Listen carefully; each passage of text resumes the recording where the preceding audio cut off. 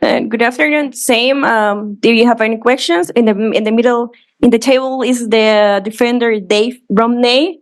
So, do you want to make a question? You raise the hand, and the same for Zoom questions.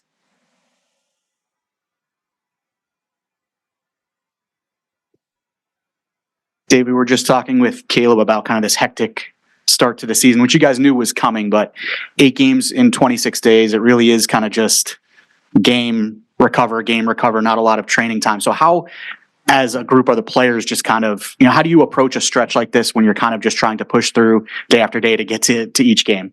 It's definitely a grind, but it's kind of similar to preseason. Preseason's always a grind, so you just kind of went straight from that into a full game stretch, and it's definitely, I'd say, a disadvantage not having more training time, especially with like kind of new coach, new system and stuff like that. But I think he's done a good job on trying to give us a very clear and concise game plan from game to game and kind of focusing on what we want to keep building on week in, week out as a team and kind of how he wants us to play. And then also kind of tailoring each game specifically to kind of counter the weaknesses or strength of the other team. So it's a grind physically, mentally, all of the above, but I think we're managing it the best we can, obviously. And yeah, I know a lot of other teams are in our shoes as well. And so there's no excuses.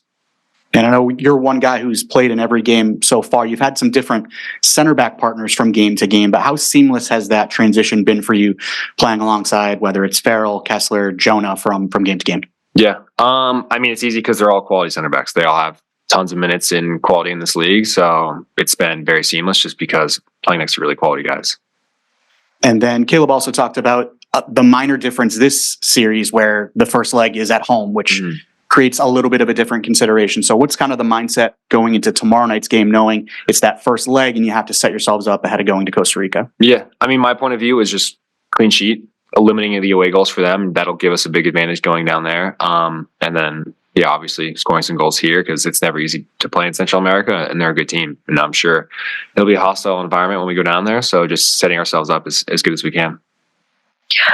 Okay, we open the Zoom questions. There's the chance for Rich Thompson, please. Hi, David. 2 real quick questions. First, your previous 5 CONCACAF games, were they just with LA or with Nashville as well? I think just LA. Okay. Yeah, I don't think, Nashville didn't have any. Okay. The second question is, what do you get out of and how much do you enjoy the South American reach of the CONCACAF tournament as opposed to like the Hunt or the Leagues Cup? I mean, I really enjoy it. It's always fun to play teams and guys from other countries, and just culturally, it's a cool thing, and I'm sure they love it as well. You always love to test yourself against the best in other leagues, and so yeah, I always take it as kind of a way to kind of compete and see where we stand in the rest of our kind of CONCACAF region. But I always love it. I don't know if everyone feels the same, but yeah, I always think it's a fun test and it's a fun competition for sure. No, Fran Delapa. Right, Dave. Caleb was encouraged by your team's performance second half against Toronto. Does that give you guys, do you feel like you have some momentum going into this match from that performance? You would hope so. I think we controlled the game really well. I mean, granted, they probably sat in just trying to secure a road win, so that might have altered things. It might have been a little different if we were tied or winning, but I think we fought extremely hard. We were very organized. I think we limited them pretty much the entire second half of what they were doing offensively, and kind of just got to take your hat off to the Insigne finish in the first half. The guy's a world-class player for a reason. But yeah, I thought we battled through 90 minutes. We've had a tough stretch with the DC game as well. We were battling in that one as well. So there are a lot of positives to take from the last 2 MLS games, even though they weren't good results. But just carrying the momentum of how we're building as a team and our structure into this game will be huge. Okay, and the last questions, Alejandro Monge, the floor is yours.